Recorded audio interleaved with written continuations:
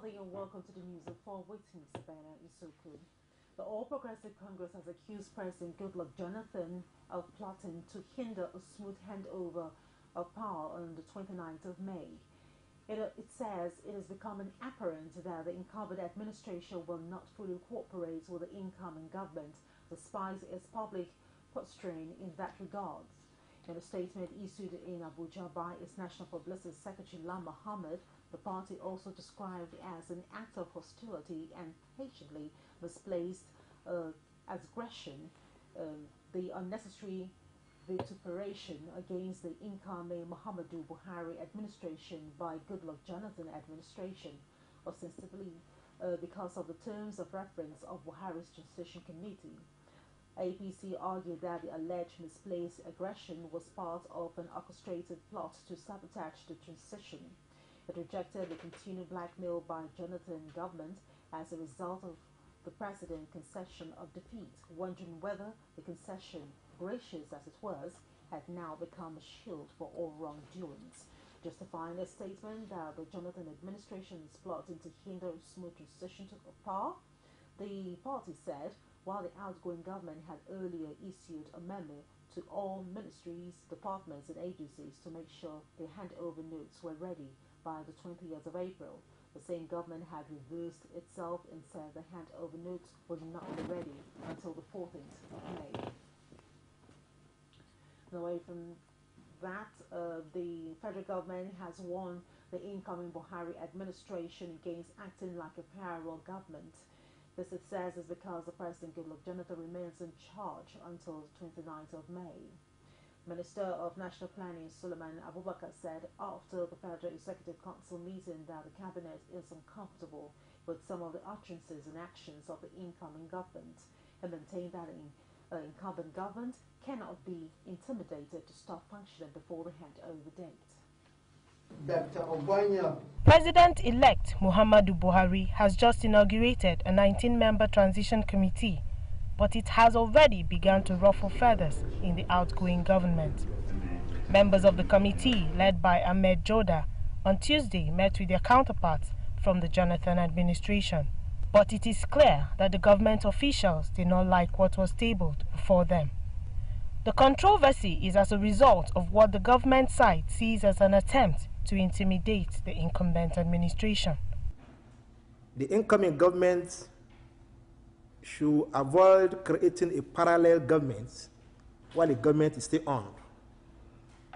You take exception to some utterances, to some of the terms of reference that look as if the current government is being stampeded or intimidated.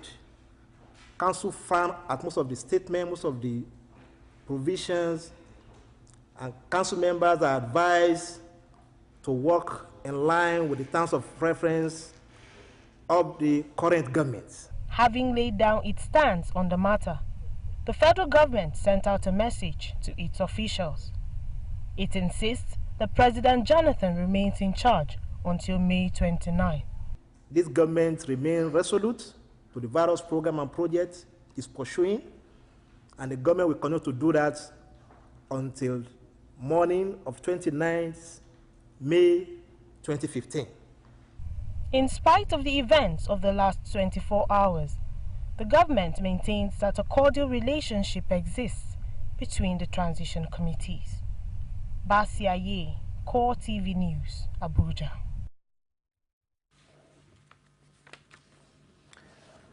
The National Orientation Agency has called on Nigerian workers to accord the incoming government the same level of support they gave the Jonathan administration. This, it says, will go a long way in ensuring the success of the new administration programs. The NOA Director General Michael Merry said in a goodwill message that the task of nation building is a continuous one which transcends any single administration. He also admonished Nigerian workers to continue to do the right thing by contributing the quota through their daily duties. The federal government has condemned the execution of 4 Nigerians by Indonesian authorities over drug-related offences, despite pleas for clemency by President Goodluck Jonathan, describing it as a disappointment.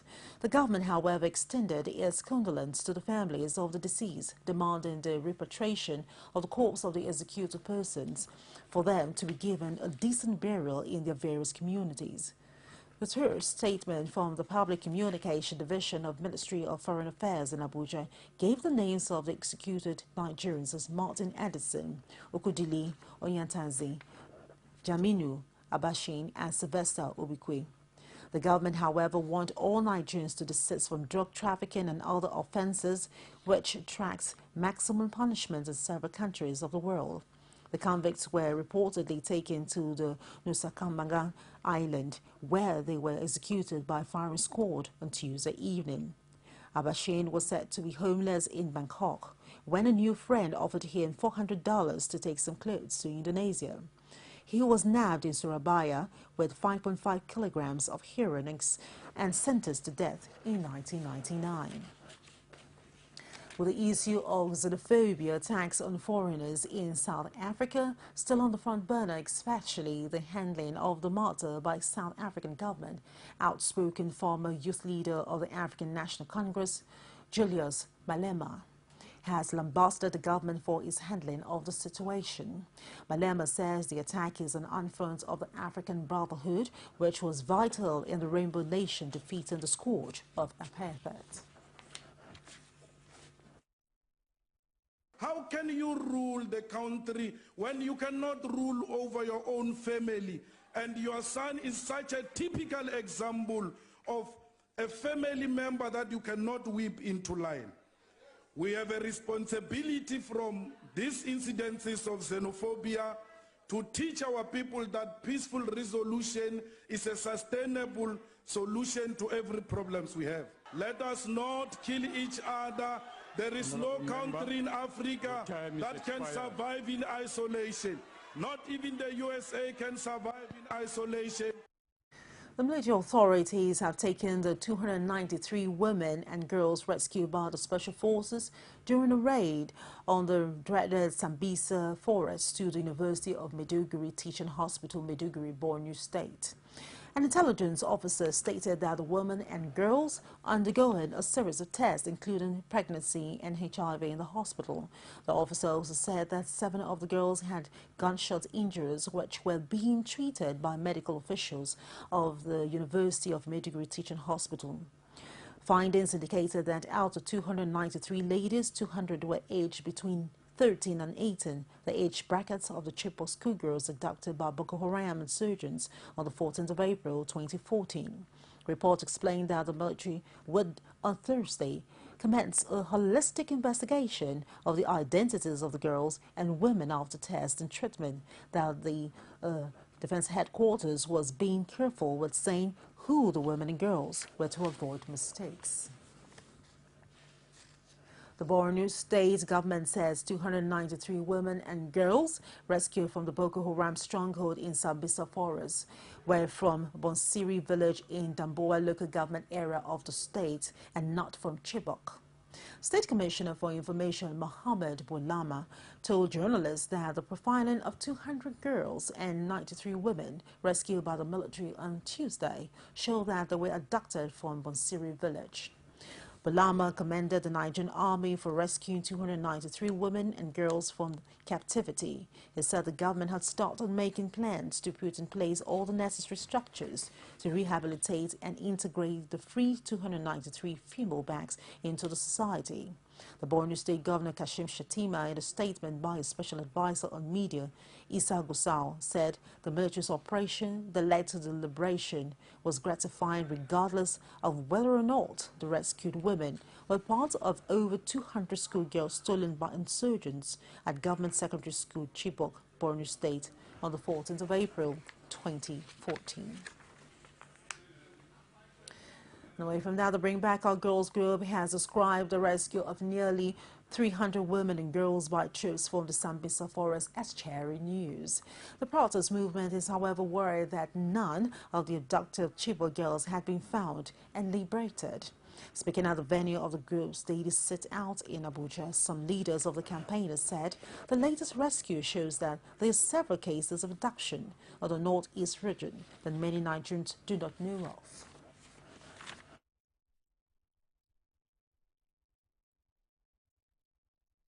We are happy because for the first time in this insurgency, there is a report of people being rescued. This has never happened, and this is part of what we are advocating for. Everybody who has been abducted should be rescued.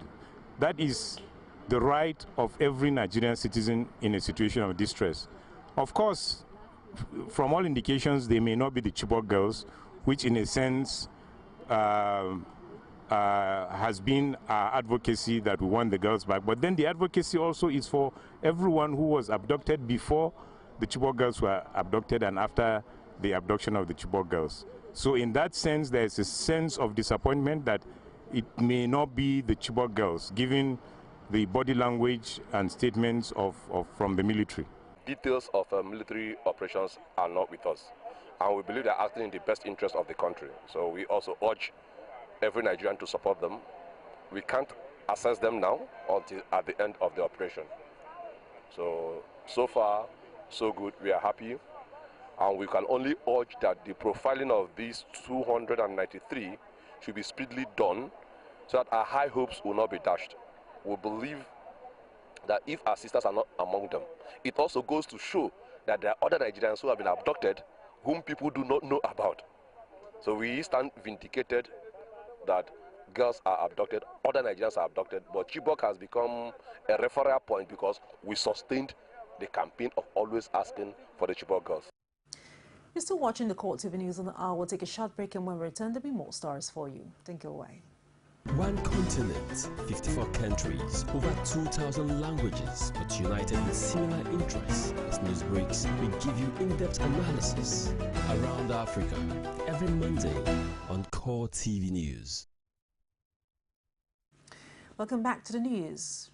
Don't forget you can reach us on any of our social media platform, and that's on facebook.com/CoreTV News, and on our Twitter handle @CoreTV News NG. For news updates and other stories, you can also stream live on youtube.com/CoreTV and the news. And over to legal matters. The Lagos State's Election Petition Tribunal will on Tuesday, the 5th of May 2015, hold its inaugural sitting. The tribunal will sit in one of the family courts on the premises of the recently commissioned Rosalie Omotosho Court in Ikeja. The secretary to the tribunal, Hassatu Suleiman, revealed that the tribunal had received 20 petitions already. Suleiman was, however, silent on the judges who make up the panel. Among the petitions received were 2 from March 28 senatorial election in the state. 2 candidates of the People's Democratic Party, Segun Adewale and Olabisi Salis Fakos, have approached the tribunal to challenge their defeat. The fewer than 15 petitions arose from April 11, 2015 House of Assembly election in Lagos State. Though the PDP had earlier alleged irregularities in the conduct of the governorship election in Lagos State, which held 19 days ago. There is, however, no indication that the party is challenging the defeat of its governorship candidate, Jimmy Agbaje. Any party which disagrees with the result of an election is expected to file a complaint within 21 days of such an election. Governorship Election Petition Tribunal sitting in Jos Plateau State capital has ordered the Independent National Election Commission, INEC, to produce the certified true copies, CTC, of the materials used as requested by the People's Democratic Party and its candidate in the April 11, 2015 gubernatorial polls held in the state. The PDP and its candidate, Giyang Piwachok, has written to INEC seeking for the certified true copies, CTC. The applicants, who are represented by Israel Olorundare San, also requested for the CTC serial number of ballot papers used in Mangu, Jos North and Wase local government areas of the state. They also asked for the certified true copies of the number of registered voters in the three mentioned local government areas. According to the motion on notice before the tribunal, the PDP and its candidate has sought for an order of the tribunal urging INEC to allow its external forensic expert to inspect the materials. The counsel to INEC, Stephen Ibiem, urged the tribunal to give them 6 days to oblige the applicants their request. And his ruling on the application, Chairman of the Tribunal, Justice Candidate Johnson, said the Commission is given 3 days to produce the materials to the applicants. The People's Democratic Party in Rivers State has dismissed claim by the All Progressive Congress that the PDP conspired with the Independent National Electoral Commission to stop the APC from accessing election materials. The chairman of the APC in the state, Davis Ikanya, and the party governorship candidate, Kakuku Peterside, has accused the PDP and INEC of being on the APC path to getting justice. Peterside accused INEC of deliberately withholding materials for the April 11, 2015 polls to be tendered before the Elections Petition Tribunal, complaining that the situation had been making it difficult for him to approach the tribunal. Ikanya also said that the state APC applied for 17 documents and that only a few of the documents requested were made available. But the publicity secretary of the PDP in Rivers State, Samuel Iwanusike, denied the saying that the party had nothing to do with APC's search for election materials. Iwanusike said the APC was telling lies in order to achieve its motives. He said the PDP was ready to prove that it won elections in Rivers State and that the party was ready to face the APC at the tribunal. And away from that, the federal government is to hand out 156 billion naira in fuel subsidy payment to all marketers as part of steps to end the latest round of fuel shortage. Finance Minister Ngozi Okonjo-Iweala disclosed this in Abuja on the sidelines of the opening of the 20th Conference of Director General of Customs of the World Customs Organization. The minister blamed the delay on revenue challenges but assured Nigerians that the lingering fuel scarcity will end soon. We have really been working with them. We've been dialoguing with them all along. We paid them 350 billion in December. We paid them 31 billion for foreign exchange differentials. And by tomorrow, we will be paying them the 100 billion for which we gave them IOUs, as well as their interest rate differentials of 56 billion. So I'm about to go and sign to get that paid. And I think that Nigerians will agree that the government is making maximum effort to accommodate the oil marketers. They are also Nigerians, and they also need to cooperate with us. So as I live here, we are going to sign for them to get another 156 billion. 100 billion in the IOUs we issued them, which are due tomorrow, and 56 billion in interest rate differentials. In this very difficult environment where revenues are constrained, we are doing our maximum. We have prioritized them because we don't want Nigerians to suffer. Now, they too have to cooperate with Nigerians, isn't it? And also be good and patriotic citizens. Yes, as I speak, salaries are being paid. So between today and tomorrow, you will get your alerts. So there is no problem. In Plateau State, the chapter of the Nigerian Labour Congress, the Trade Union Congress and the Joint Negotiation Council has given Plateau State government 7 days to pay workers their salaries. This was made in the statement made available to newsmen in Jos, signed by the Acting General Secretary, Comrade Izang Francis Atson. The Plateau State Council, having collectively agreed and has come out with a position and a final 7 days ultimatum, have been issued, and the state government is expected to pay workers all outstanding salaries and to address other pending issues. Our workers will take necessary steps at the expiration date of Monday, 4th of May 2015 ultimatum. President Goodluck Jonathan has sacked Malam Habib Abdullahi as the Managing Director of Nigerian Ports Authority. He has also named Sanusi Bayero as his replacement. In a statement by his Special Advisor on Media and Publicity, Ruben Abati, the President said Bayero's appointment will take effect from Thursday, but no reason was given for Abdullahi's sack. It will be recalled that President Goodluck Jonathan had on Monday relieved the Executive Secretary, Chief Executive Officer of the National Health Insurance Scheme, Femi Thomas, of his appointment with immediate effect and approved the appointment of Olufemi Akingbade as his replacement. Public relation practitioners saying preaching the message of unity to Africans would have been a way of avoiding xenophobic attacks in South Africa. Oluwase Adegoke was at the pre-media briefing of the African Public Relations Association annual conference. Her report. The 2015 conference, holding May 12 to 14, has unique features compared to the previous ones. The conference will attract professionals in public relations, advertising, branding, broadcasting, publishing, filmmaking, print journalism, new media, and communications generally. And we are hoping to number about 200 delegates from various parts of Africa. It is expected that at the end of the conference, practitioners will be better equipped for optimal performance and would have raised the bar of our profession. The theme, contemporary challenges, opportunities in reputation and crisis management, aim to erase the negativity normally associated with the continent. It's part of the crisis management. We believe that it could have probably been better managed if some of the things we are going to discuss and teach at this conference was applied. Then we would probably not have what we had. It started like a seed, and then there was a conflagration of it because it was not handled on time. One of the things that crisis management teaches you is to be proactive. So you can see much further down the line. You don't have to wait for the challenge to happen before you respond to it. The 27th annual conference, holding at Yaoundé, Cameroon, has as its main focus the promotion of a new positive Africa to the rest of the world through public relations. Oluwase Adegoke, CoreTV News, Lagos. Let's take another break, and when we return this time, it will be outside Nigeria. Just stay with us. From time immemorial, women have birthed life, shaped character, and by extension, influenced the society.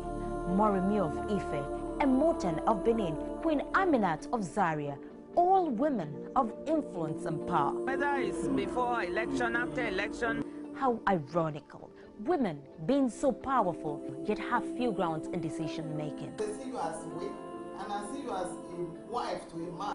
We are talking women in politics. A woman will be bold enough to stand up and say, I want to become president of Nigeria. Only on CoreTV News. Welcome back to the news. And outside Nigeria, a nighttime curfew on Tuesday restored a semblance of order to badly scarred Baltimore a day after riots dragged it into the national debate over how the U.S. police treat young black men. Police did fire smoke bombs and pepper pellets at protesters who defied the city-wide clear the streets order starting at 10 p.m. The protesters threw bottles and other projectiles at the line of riot police, protecting themselves with shields. But the scene was a far cry from the span of rioting and looting Monday, in which roving gangs of youths torched buildings and cars and ransacked shops in poor areas of the northeastern American city of 620,000 beset, with high unemployment and pockets of severe poverty. Curfew is in fact working. Citizens are safe, city is stable, the police commissioner Anthony Batts told the Midnight News Conference. Last year, a fatal shooting of unarmed black teenagers, Michael Brown, by a white police officer in Ferguson, Missouri, triggered coast-to-coast protests. Thousands of military and police reinforcement took up positions on the streets of Baltimore Tuesday after a night of unrest saw stores looted, more than 140 vehicles burned, 20 police wounded, and more than 250 suspects arrested. The initial trigger for the violence came after a dignified service for Gray, who died a week after his spine was all but severed as he was detained by city police. An investigation has been launched into the cause of his injuries, but many see the incident as only the latest example of police brutality against young black suspects. 6 officers have been suspended. Volunteers clean up teams with streets Tuesday, and residents spoke of the terror of the gangs roamed the street, fighting police and destroying property. And that's it on the news on the hour. Do join us at the top of the hour for Global News. I am Sabana Zoki. Thank you very much indeed for watching.